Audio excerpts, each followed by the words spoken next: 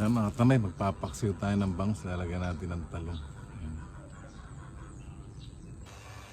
Ayan, mga tambay, magpapaksiw na tayo ng bangus. Ayan, tapos yung talong natin. No? Tapos meron tayo dito sibuyas sa bawang, luya. Lagyan natin mga tambay. Ayan. Sama-sama lang yan mga tambay. Mas maraming talong, mas masarap. Ayan, lagyan na natin ito sibuyas. Ayan. Bawang, luya. Lagyan natin ng konting taktak mga tambay.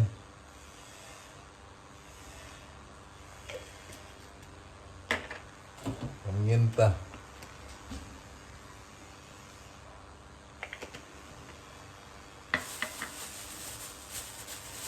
Saka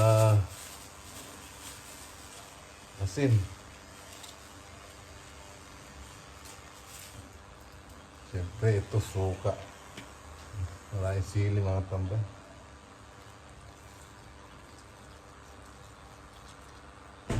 Okay. Lutuin na natin mga tambay. Ang pamilya niyo, ang bilis, isang anak na lalaki lang ang meron sa bawat Nga mga tambay, ito na yung paksyo ko. Ulo kagad ang kinuha ko mga tambay. Eh. Bakit hindi mo ako kailangan makita? Kung may problema ba sa'yo? Talong. Siyempre ito yung kanin ko mga tambay, kain na tayo. Itatanghali na, papunta kami ng Baliwag, kaya maaga mo kakain.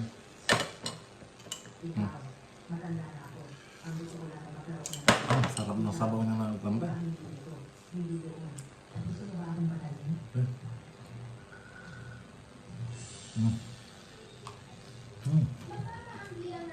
Ano mga tambay? Init.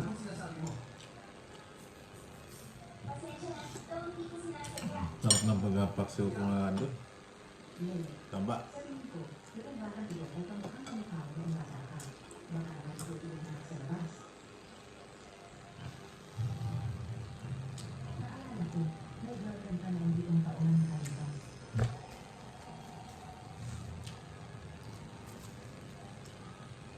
Ang gulo ng mga alaga ng mga tambay. Hindi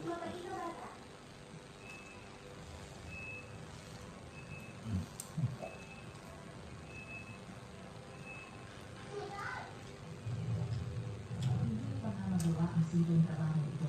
Ano ba ang simple mo? Sa loob ng 3 oras, kung hindi ka nagpapagawa, kayong lahat ay pinagawa at palalayasin.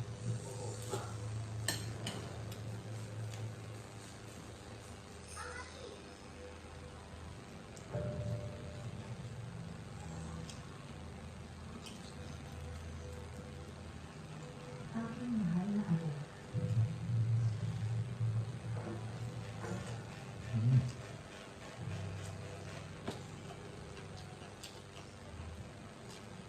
Ang pagkakataon natin sa mga buwan, bakit hindi pa rin nadala? Ha?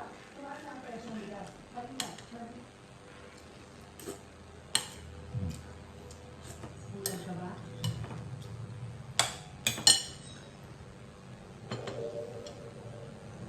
Pasensya na, hindi ko sinasadya. Ibig sabihin na hindi sinasadya. Hindi na makakawa mo sa damit ko. Basta ang nag-dress ito. Yes, ikaw ang nakatingin sa cellphone mo. Ikaw ang gumagawa kay Chloe. At ngayon, siya pa ang sinisisi mo. Ano?